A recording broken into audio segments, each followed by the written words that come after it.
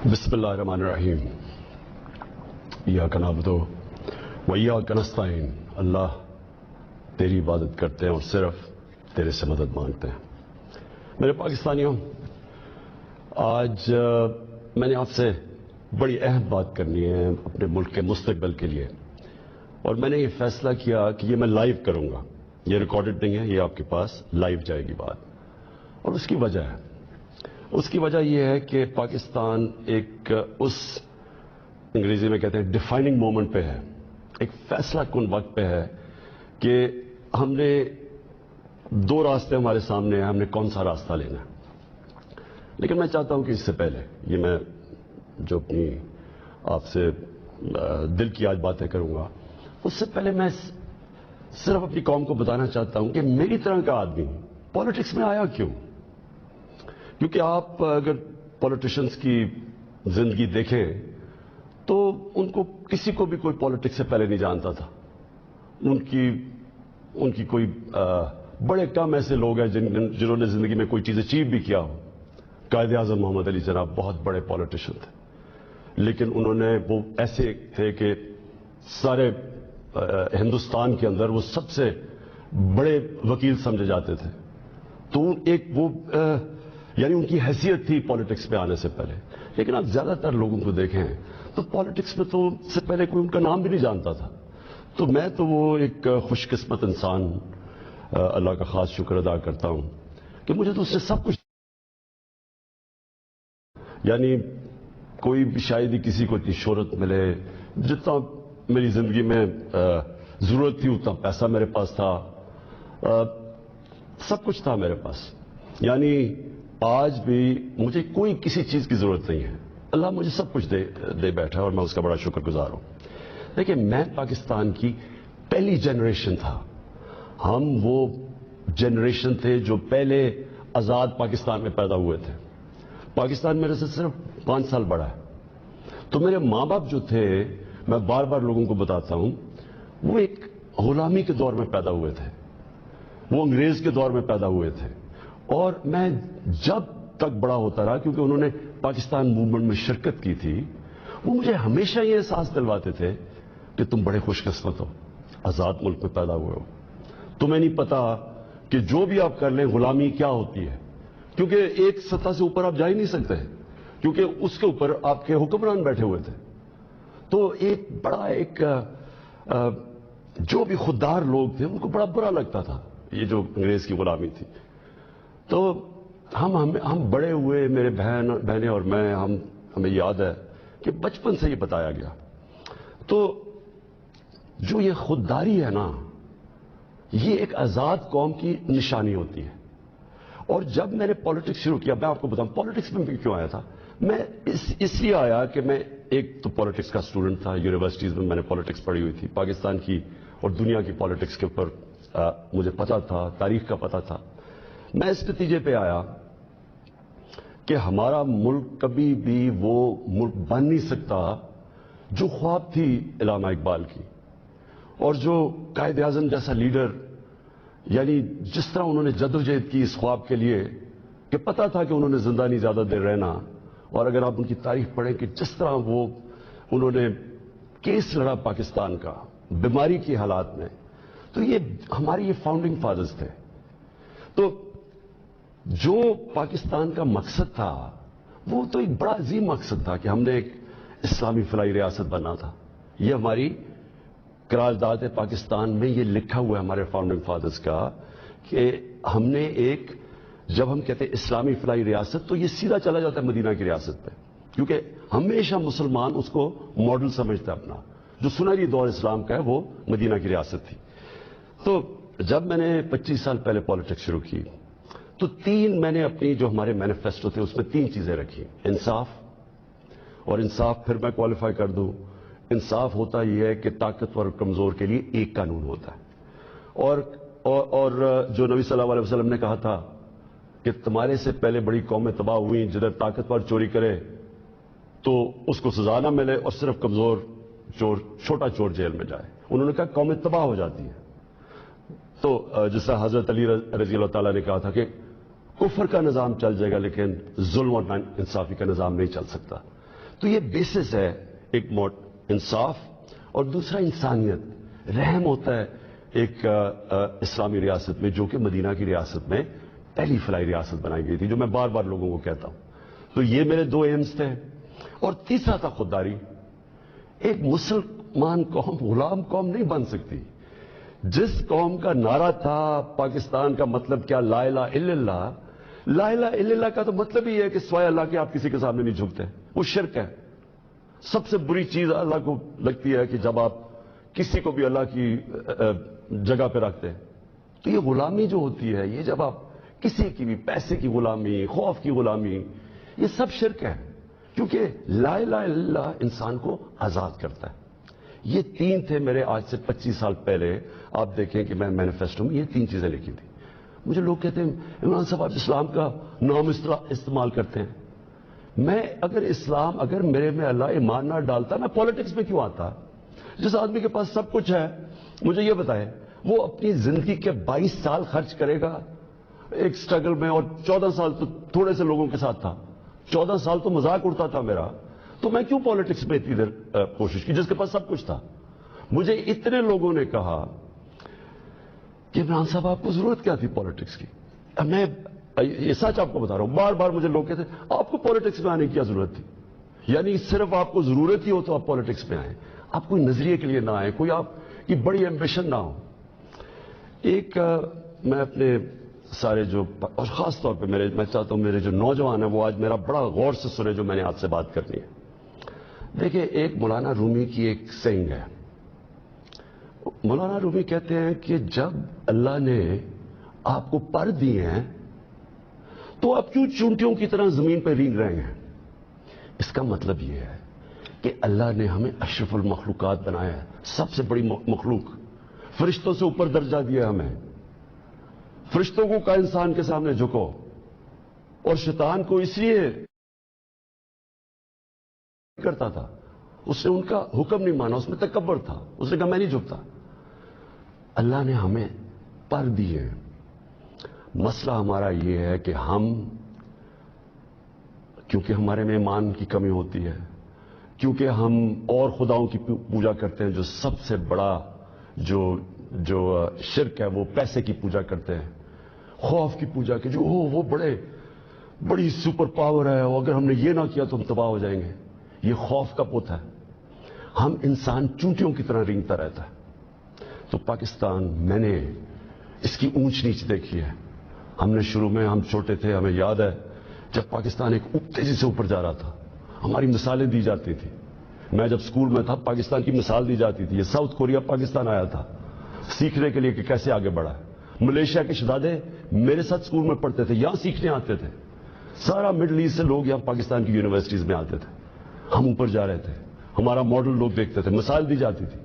میں نے اس کو نیچے آتے دیکھا، اور میں نے اس کو ذلیل ہوتے دیکھا اپنے ملک کو، اور میں اس کے اوپر ابھی آتا ہوں کیونکہ جو میرے والد تھے، مجھے یاد ہے اپنے آخری دنوں میں جو ہمارے پر یہ وار آن ٹیرر کے اندر جس طرح کی پاکستانیوں کو ذلت ملی، پاکستانیوں کو میں خاص طور پہ کہہ رہا ہوں، لیکن اوور آل اسلاموفوبیا بھی تھا، لیکن پاکستانیوں کو ذلت ملی۔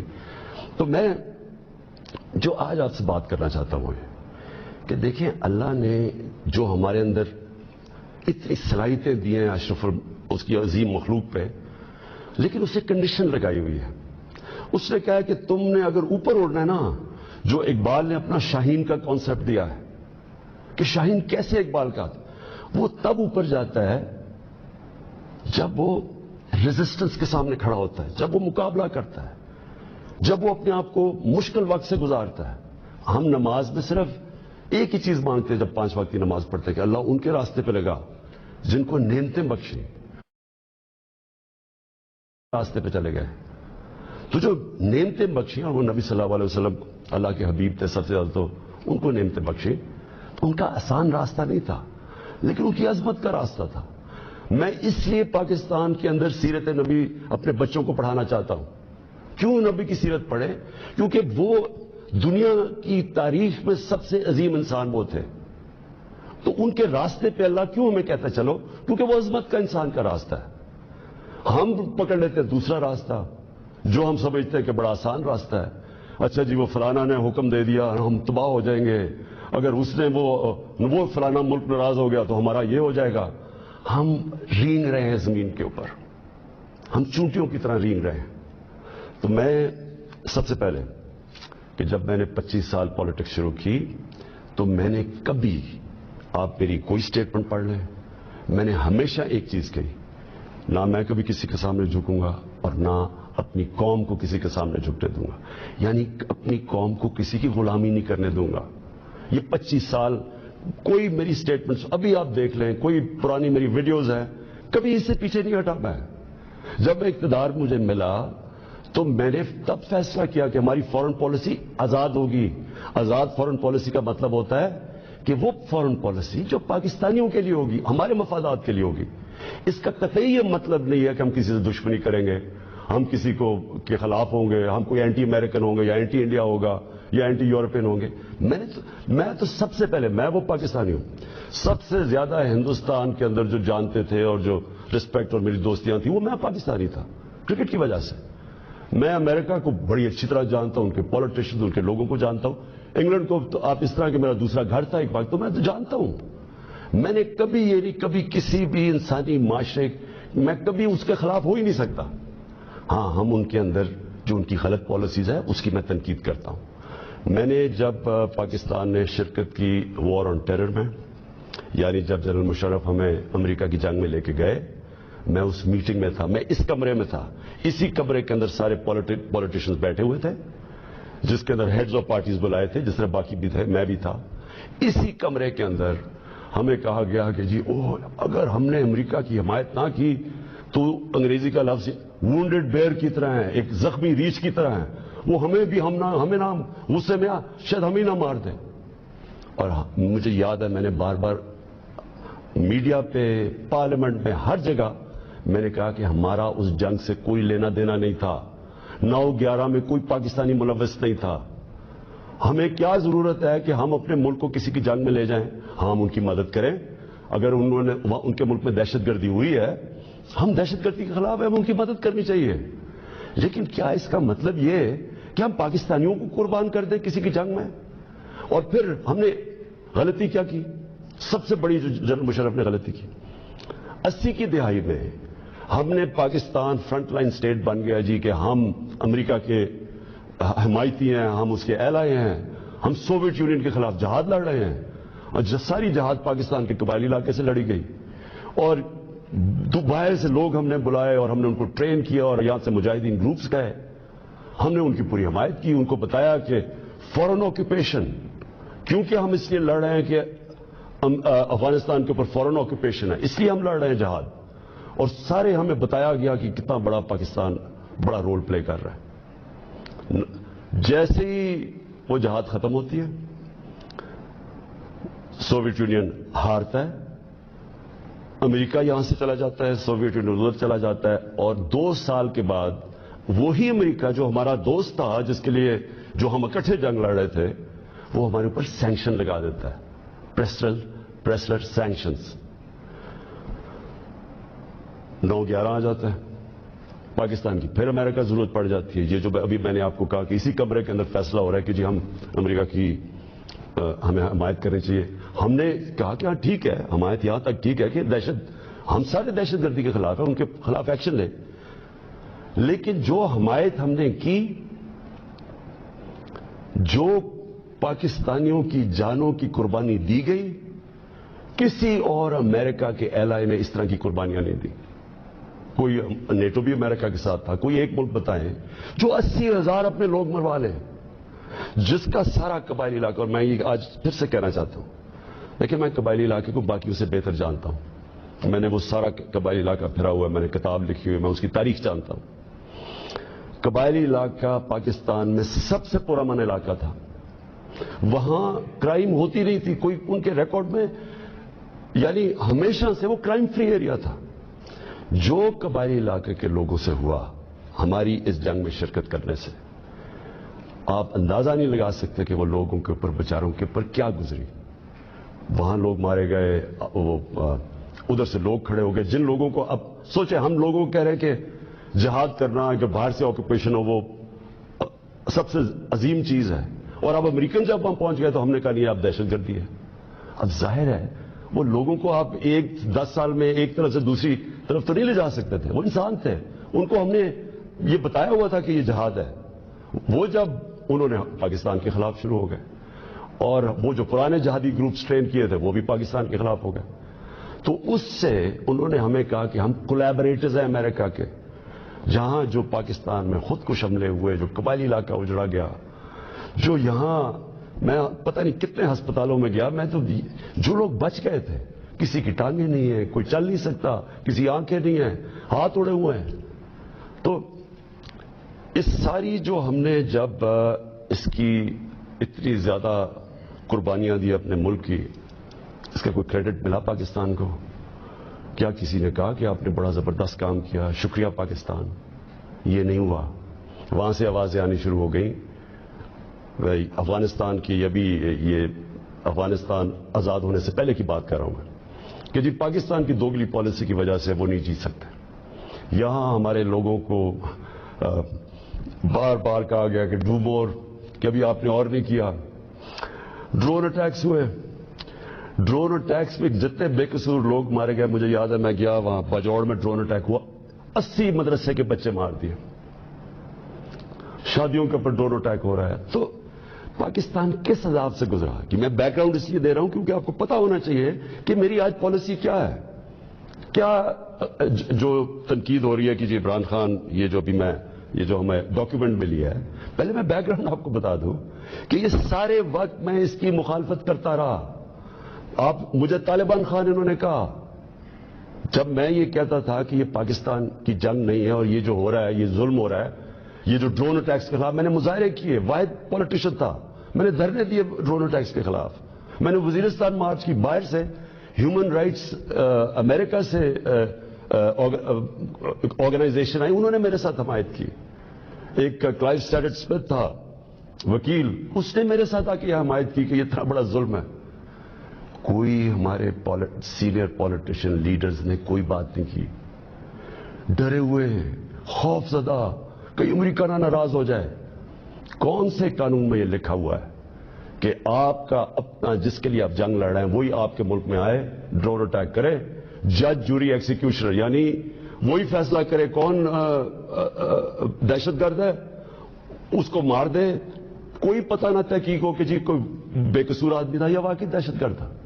حکومت, ہماری حکومتوں نے پوری طرح اس جرم میں شرکت کی, اور جو وہاں کے جن کے رشتہ دار مرتے تھے, جن کے کوئی بے قصور لوگ, عورتیں, بیوی, گھر مرتے تھے, وہ ہمارے اوپر پھر حملے کرتے تھے. وہ ہمیں سمجھتے تھے کہ ہم ان کی مدد کر رہے ہیں جو کہ ان کے اوپر ظلم کر رہے ہیں. تو لہذا ہر طرف پاکستانیوں نے سفر کیا. تو میں جب حکومت ملی تو میں نے پہلے دن سے یہ کہا کہ پاکستان کی فارن پالیسی پاکستان کے لوگوں کے لیے ہوگی. ہم کوئی ایسی فارن پالیسی نہیں بنائیں گے جو کہ کسی اور کی تو بہتری ہو لیکن ہمارے ملک کو نقصان پہنچے. یہ کسی کے خلاف نہیں تھی, یہ اینٹی امریکن یا اینٹی یورپین, اینٹی انڈین بھی نہیں تھی. انڈیا کے خلاف صرف جب انہوں نے کشمیر کے اوپر انٹرنیشنل قانون توڑا, جب انہوں نے کشمیر کا سٹیٹس لیا 5 اگست 2019 میں, تب میں نے ان کے خلاف بات کی اور ہر فورم پہ کی. لیکن میں نے کوشش اس سے پہلے پوری کی ہندوستان سے دوستی کی. تو میں آج جو آپ کے پاس یہ ساری بات کرنے کے لیے اس لیے آیا ہوں کہ ابھی ہمیں 8 مارچ کو یا اس سے پہلے 7 مارچ کو ہمیں ایک امریکہ نے ایک باہر سے ملک نے, میں نام مطلب میرا کہ کسی اور باہر سے ملک سے ہمیں میسج آتی ہے, اور میں اس لیے آپ کے سامنے یہ میسج کی بات کرنا چاہتا ہوں اور میں اس لیے لائیو بھی کر رہا ہوں کہ یہ ایک کسی آزاد ملک کے لیے جس طرح کی ہمیں میسج آئی ہے, یہ ہے تو پرائم منسٹر کے خلاف ہی صرف, لیکن یہ ہماری قوم کے خلاف ہے.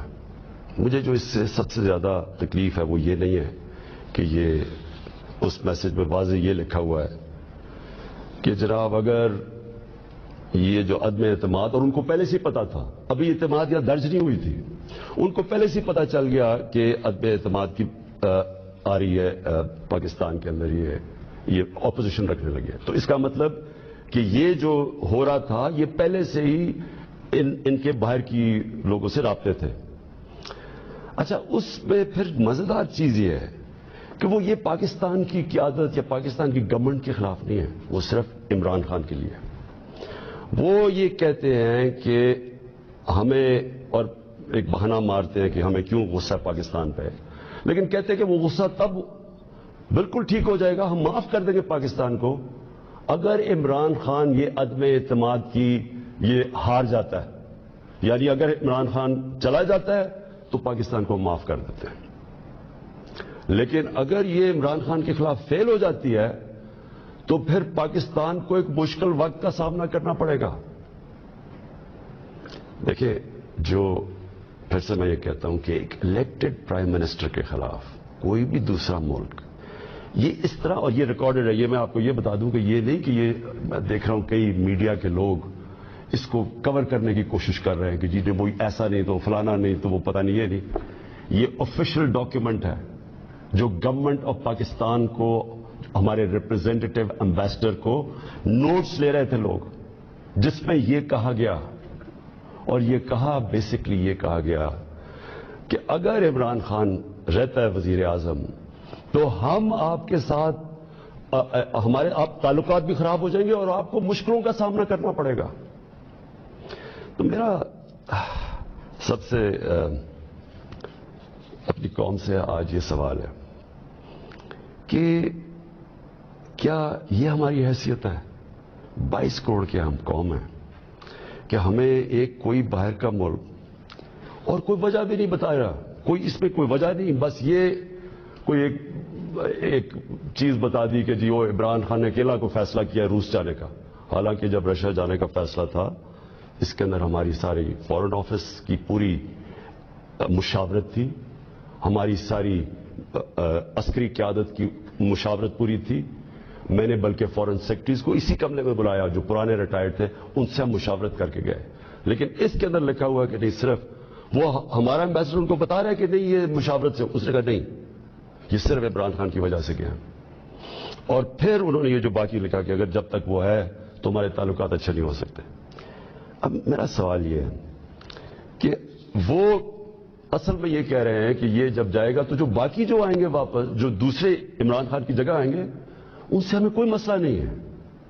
تو میں اصل اپنی قوم کے سامنے یہ چیز رکھنا چاہتا ہوں. میرا یہ جو آج آپ سے بات چیت کرنے کا ہے، یہ تو نہیں ہے کہ کوئی باہر سے ایک ملک چلے یہ کہہ دے کہ ہاں جی ہمیں نہیں پسند آپ کی فورن پالیسی، پتہ نہیں کوئی وجہ کیا بتا رہے کہ جی آپ روس چلے گئے. وہ تو اور یورپین لیڈرز بھی روس چلے گئے تھے، لیکن خاص پاکستان کو کہ آپ کیوں چلے گئے ہیں، جس طرح کہ ہم کوئی ان کے نوکر ہیں. لیکن جو اس میں سب سے ڈسٹربنگ چیز کیا ہے کہ ان کے رابطے ان لوگوں سے ہیں جن کے ذریعے یہ ساری سازش ہوئی ہے، جو یہاں بیٹھے ہوئے ہیں. اور یہاں کون بیٹھے ہوئے ہیں؟ 3 اسٹوجز. اسٹوجز کا مطلب ہوتا ہے جو کہ بڑے وفادار غلام ہوتے ہیں. یہ وہ لوگ ہیں. اب یہ رسول نے کہ یہ چاہ کیا رہے ہیں؟ یہ چاہ یہ رہے ہیں کہ عمران خان جائے، لیکن اگر یہ آ جائیں واپس، یہ جو ابھی جنہوں نے عدم اعتماد کیا ہوا ہے، تو پھر سب ٹھیک ہو جائے گا. تو سب سے پہلا میرا سوال یہ ہے کہ کیا یہ اپنے ملک کے اندر اجازت دیں گے کسی کو قیادت میں آنے کے لیے جن کے اوپر نیب کے کیسز ہوں، جن کے اوپر اربوں روپے کے کیسز ان کی عدالتوں میں ہوں، وہ جو کہ ایک مجرم ڈکلیئر کر دیا گیا پاکستان کی عدالت نے، جو کہ جھوٹ بول کے بھاگا ہوا ہے؟ کیا وہ ان لوگوں کو جن کے اوپر باہر ان کے ملکوں میں، باہر کے ملک مضمون لکھے ہوئے ان کی چوری کے اوپر، کرپشن پہ، BBC کی 2 ڈاکیومنٹریز آئی ہوئی ہیں ان کی چوری کے اوپر، کیا اپنے ملک میں اس طرح کے لوگوں کو ایک قیادت پہ آنے دیں گے؟ اور اگر اپنے ملک میں اتنی سی جھوٹ بولنے پہ یہ نکال دیتے ایک پرائم منسٹر کو، ہیرلڈ میک ملن تھا، جھوٹ بولنے میں اس کو نکال دیا. چھوٹی چھوٹی چیزوں کے اوپر وہ اتنا اپنے لوگوں کا، ان کا جو اخلاقی معیار ہے وہ اس سطح پہ ہے، چھوٹی سی چیز پہ وہ نکال دیتے ہیں. تو ہمارے ملک میں جو کہ نیب میں اربوں روپے کے کیسز ان کے، اور ابھی 30 سال سے ان کے اوپر کیسز ہیں. پہلے جو کیسز تھے وہ جنرل مشرف نے ان کو NRO دی، وہ سارے کیسز معاف کروائے. پھر یہ 10 سال میں مزید اور کیسز چڑھ گئے اربوں روپے کے. ان کو یہ کہہ رہے ہیں کہ وہ ٹھیک ہے، وہ ٹھیک ہے، لیکن عمران خان ان کو پسند نہیں ہے. مجھے جو اگلی چیز سمجھ نہیں آ رہی، اور میں یہ اپنی قوم سے پوچھنا چاہتا ہوں کہ جب ان کو بھی پتا ہے، کیونکہ یہ یاد رکھنا میرے پاکستانیوں کہ جب ان کی جو انٹیلیجنس ہوتی ہے وہ ساری بیک گراؤنڈ پتا ہوتا ہے ہر کا. میرا ان کو سب پتا ہے، ان سارے جتنے بھی پولیٹیکل لیڈرز ان کی سب بیک گراؤنڈ پتا ہے. ان کو ان کی ایک ایک چیز پتا ہے کہ ان کے کتنے پیسے ملک کے کس اکاؤنٹس میں پڑے ہوئے بیرون ملک. ان کو سب پتا ہے کہ ان کی پراپرٹیز بینامی جو انہوں نے باہر لی ہوئی ہیں بڑی بڑی اربوں اربوں روپے کی، ہر ڈیٹیل ان کے پاس ہے. ایک ہمارا ینگ پولیٹیشین ہے، ایک کتاب ہے رون سوسکن کی دا وے آف دا ورلڈ. اس کتاب میں وہ لکھتا ہے کہ ان کی نیشنل سیکیورٹی جو تھی وہ ٹیپ کر رہی ہے، اس کی والدہ اس کو ٹیلی فون کر کے بینک اکاؤنٹس بتا رہے ہیں، یعنی ادھر تک ان کو پتا ہے. تو ہمارے یہ جو اب یہ 3 لوگ ان کو جو پسند آ گئے ہیں، ان کی کیا خاصیت ان کو پسند آئی ہے؟ یہ کہ ان جنرل مشرف کے سالوں کے اندر 11 ڈرون اٹیک تھے. ان دونوں کے بلکہ سارے یہ تینوں اکٹھے اقتدار میں تھے. ان کے 10 سال میں اس ملک میں 400 ڈرون اٹیکس ہوئے. ایک دفعہ ان کے منہ سے نہیں نکلا کہ مذمت کرتے ہیں ہم. حامد کرزئی مجھے یاد ہے افغانستان میں جب ان کے ڈرون اٹیک یا وہاں بمباری سے افغانستان کے بے قصور لوگ مرتے تھے وہ مذمت کرتا تھا. جدھر افغانستان میں فورن فوجیں تھی، یہاں ہم بیٹھے ہوئے ہیں 400 ڈرون اٹیکس میں ایک دفعہ کسی نے مذمت نہیں کی. اس لیے ان کو یہ سوٹ کرتے ہیں. مولانا فضل الرحمان کی ایک وکی لیکس کیا تھی کہ ایک جس طرح پینما پیپرز کا انکشاف ہوا تھا، یہ ایک انٹرنیشنل انکشاف ہوا تھا، لیک ہو گئے تھے سیکرٹ پیپرز یا ڈاکیومنٹس.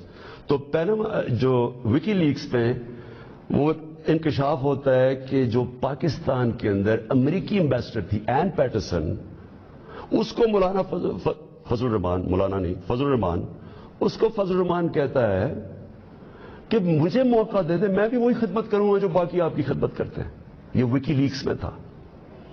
نواز شریف کا برکا دت کی کتاب میں ہے کہ وہ نیپال کے اندر نریندر مودی سے چھپ چھپ کے مل رہا تھا اپنی فوج سے بچنے کے لیے. ڈان لیکس میں کیا تھا؟ ہندوستان کو میسجنگ ہو رہی تھی کہ جناب میں فوج کے ساتھ، اگر فوج کریے تو فوج کریے، میں نہیں کر رہا. یہ سوچ رہی ہے، کبھی آپ سوچ سکتے ہیں کہ میرے آرمی چیف کو، جنرل باجوہ کو کوئی باہر کی قوت کہے کہ جی یہ دہشت گرد ہے، اور میں چپ کر کے بیٹھا رہا اور وہ میری تعریف کرے اور اس کو برا بھلا کہے. جنرل راحیل شریف کو نریندر مودی دہشت گرد کہہ رہا تھا، دہشت گرد کا چیف، اور نواز شریف سے دوستی تھی اور شادیوں پہ انویٹیشن تھی. یہ ان لوگوں کو یہ چاہتے ہیں. آصف زرداری کا باب وڈورڈ کی کتاب کے اندر ہے کہ ان کے سی آئی اے چیف جب ان سے کہتا ہے وہ کولیٹرل ڈیمیج کی بات کی، کولیٹرل ڈیمیج کا مطلب کہ جب بم گرتا ہے تو بے قصور لوگ مارے جاتے ہیں، تو اس کو کہتا ہے کہ فکر نہ کریں اگر ڈرون اٹیک میں بے قصور لوگ مارے جاتے ہیں مجھے نہیں فرق پڑتا. یہ پاکستان کا پریزیڈنٹ کہہ رہا ہے دوسروں کو جو فکر میں آپ کے ساتھ، لیکن جو بھی آپ امن افغانستان میں کہیں چاہتے ہیں ہم ساتھ ہیں آپ کے. میری پالیسی آپ میں بتاؤں کہ کیونکہ ہم انڈیپینڈنٹ ہیں، یعنی ہم ایک انڈیپینڈنٹ فارن پالیسی چاہتے ہیں، ہماری کریڈیبلٹی ہوتی ہے کہ ہم ثالث کا کردار پلے کر سکتے ہیں. وہ صرف تب ہوتی ہے جب آپ لوگ سمجھیں کہ آزاد ہے آپ کی فارن پالیسی. جب لوگ پہلے سے ہی سمجھتے ہیں کہ جی جدھر سے حکم آئے گا آپ نے وہی کرنا ہے، آپ کو اتنی بھی شرم نہیں ہے کہ آپ کے ملک میں بمباری کر رہا ہے آپ کا دوست اور آپ کے لوگ مارے اور آپ اس کو نہیں کچھ کہہ سکتے، کس نے آپ کی کیا کریڈیبلٹی ہو رہی ہے اور دنیا نے کیا عزت کرنی ہے آپ نے. جب ہم یہ وار آن ٹیرر میں حصہ لے رہے تھے، بیرون ملک پاکستانیوں سے میرا تعلق بہت ہے. کبھی ان سے پوچھے کہ ان کو کس ذلت کا سامنا کرنا پڑا. ایئرپورٹس کے اوپر ان سے کیا ہوتا تھا، پکڑ پکڑ کے ان کو ڈیٹین کر دیتے تھے.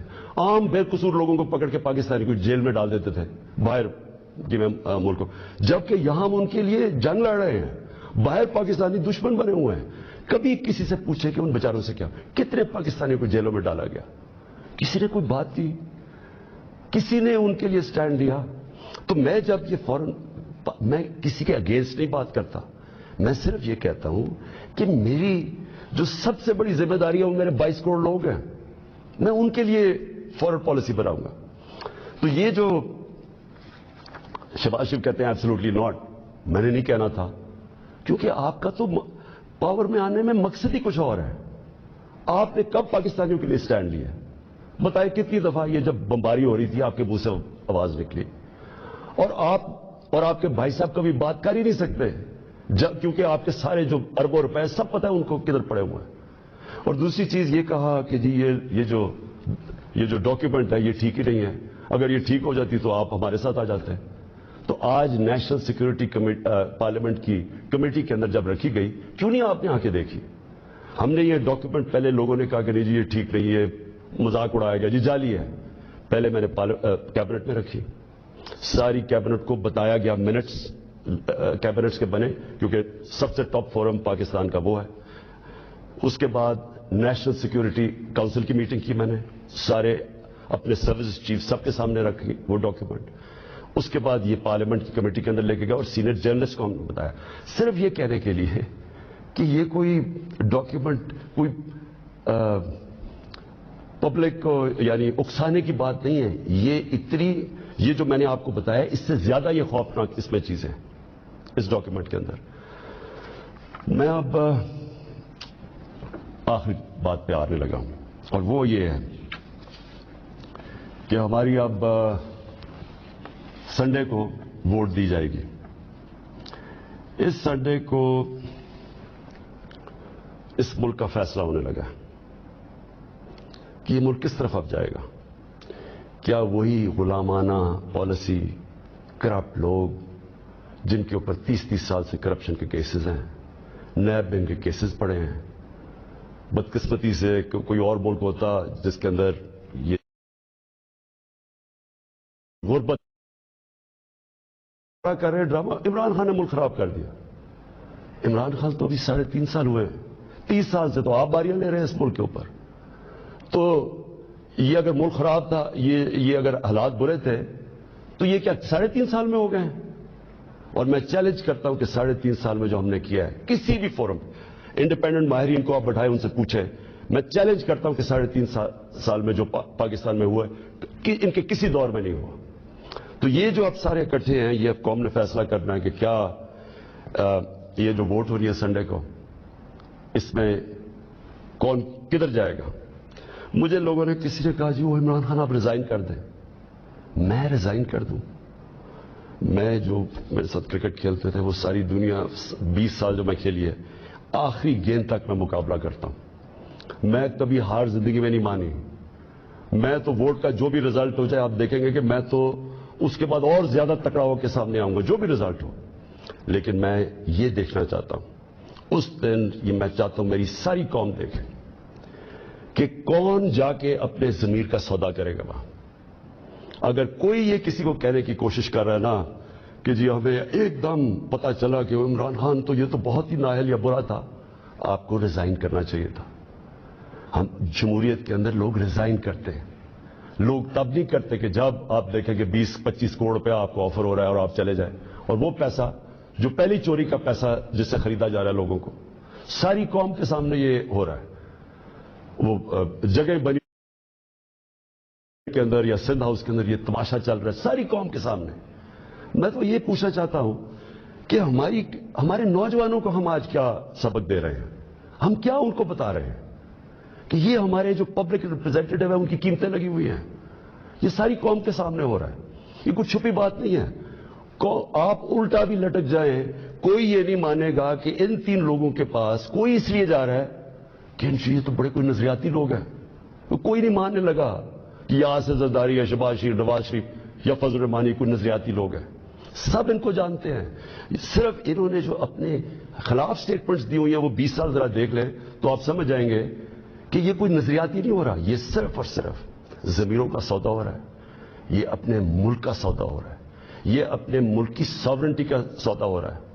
اور یہ جو ہوگا, میں ابھی بھی لوگوں کو یہ, کیونکہ مجھے ابھی بھی امید ہے کہ جو ہمارے لوگ اپنا سودا کر کے وہاں بیٹھے ہوئے ہیں, میں ابھی بھی آپ سے یہ کہتا ہوں کہ ہمیشہ کے لیے یہ آپ کے اوپر ایک مور لگنے لگی ہے. یہ نہ لوگوں نے آپ کو معاف کرنا ہے, نہ لوگوں نے آپ کو بھولنا ہے, نہ آپ کی اس بات کو معاف کرنا ہے بھولنا ہے, نہ جو لوگ آپ کو ہینڈل کر رہے ہیں نہ ان کو معاف کرنا ہے اور بھولنا ہے لوگوں نے. रखेंगे कि आपने अपने मुल्क का सौदा किया, एक बैरून मुल्क साजिश जो यहां लोगों के साथ मिलके एक वो गवर्नमेंट जिसकी आजाद फॉरेन पॉलिसी थी उसको गिराने की कोशिश की गई। ये कोई आपको माफ नहीं करेगा। हमारे बड़े सगीर की तारीख क्या है? मीर जाफर और मीर सादिक कौन थे? ये वो लोग थे जिन्होंने अंग्रेजों के साथ मिलके बंगाल को गुलाम बनाया, अंग्रेजों के साथ मिलकर सिराज दौला को मरवाया और अपनी जाती मुफादात के लिए अपने कौम को गुलाम बनाया, और दूसरे ने टीपू सुल्तान को उससे गद्दारी की, अंग्रेजों के साथ मिलकर अपनी कौम को गुलाम बनाया। ये मौजूदा आपके मीर जाफर और मीर सादिक है। बाहर की कुव्वतों के साथ मिलकर एक मुल्क के अंदर ये वो चेंज लेके आ रहे हैं जो कि याद रखें, मैं फिर रिपीट करता हूं, सारी जिंदगी ये कौम आपको भूलने नहीं देगी। ये वो आप करने जा रहे हैं जो आने वाली हमारी नस्लें आपको माफ नहीं करेंगी। और मैं आपको ये भी बता दूं आज कि अगर आपका ये ख्याल है कि ये साजिश को कामयाब होने देंगे, मैं इसके सामने खड़ा हूंगा। मेरी ये अपनी कौम से कमिटमेंट है कि हमेशा जब तक मेरे में खून है मैं इसका मुकाबला करूंगा। मेरी जिंदगी को तो कोई फर्क नहीं पड़ने लगा। मैं अपने घर में रहता हूं, मैं अपने खर्चे बर्दाश्त करता हूं, मेरा तो कोई कैंप ऑफिस नहीं है, मेरे तो आगे कोई फैक्ट्रियां नहीं बनाई। नवाज शरीफ ने इतने दौर में 18 फैक्ट्रियां बना ली थी, सरकारी बैंकों से पैसे लेकर फिर बाद में वो कर्जे माफ करवा लिए। ना मेरे कोई रिश्तेदार पॉलिटिक्स में है, मैं अपने घर में रहूंगा, अपने घर में रहता हूं। लेकिन इस कौम से ये जो गद्दारी हो रही है और ये जो होने जा रही है संडे को, मैं ये चाहता हूं कि एक एक लोगों का, एक एक गद्दार की आप शक्ल याद रखना। ये जितना भी है कि अपने लोगों को बताने की कोशिश करें कि जो हो एकदम हमें पता चला कि ये क्या हुआ है, ये कितना बुरा वक्त गुजरा था, लोग आपकी कोई बात मानने नहीं लगे। ये कौम जो है, मैं फिर से रिपीट करता हूं आपको, मैं आखिरी बात कहने लगा हूं, ये कौम ना ये भूलेगी, ना आपको माफ करेगी, ना जो लोग आपके पीछे उनको माफ करेगी। और ये अगर आपका किसी का ख्याल है कि इमरान खान चुप करके बैठ जाएगा, किसी खुशफहमी में ना रहे। मेरे में अल्लाह ने मुकाबला करने की सलाहियत दी है, सारी जिंदगी मैंने मुकाबला किया है। मैं कोई वो आदमी नहीं जिसने बैठे बैठे किसी ने पर्ची दिखाई कि जी मुझे तो पर्ची में पार्टी विरासत में मिल गई है, या मेरा कोई बाप कुछ था, या मेरा कोई फलाना कुछ था, या मैं सरिया लगाते लगाते जनरल जलानी के घर पे मुझे कोई वजारत मिल गई और फिर चीफ मिनिस्टर। मैंने स्ट्रगल करके यहां पहुंचा हूं, मुझे स्ट्रगल करनी आती है, मुकाबला करना आता है। मैं किसी सूरत इस साजिश को कामयाब नहीं होने दूंगा। पाकिस्तान पाइंदाबाद।